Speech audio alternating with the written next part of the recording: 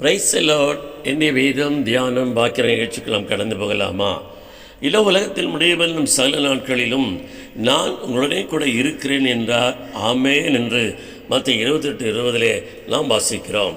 அன்பார்ந்தவர்களே, இயேசு கிறிஸ்து உலகத்தின் முடிவு பரிந்தும் நம்மோடு கூட இருப்பேன் என்று அவர் வாக்குத்தத்தம் பண்ணியிருக்கிறார். அவர் சுவிசேஷத்தை இந்த உலகத்திற்கு அறிவிக்கிறது மாத்திரமல்ல, இந்த உலகத்தில் உங்களுக்கு உபத்திரங்கள் உண்டு, ஆனால் திடன் கொள்ளுங்கள், நானோ உலகத்தை ஜெயித்து என்று சொன்ன யோவான் 16:33 படி நம்மை ஜெயவீரர்களாய் மாற்றுவதற்கு அவர் நம்மோடு கூட இருக்கிறார்.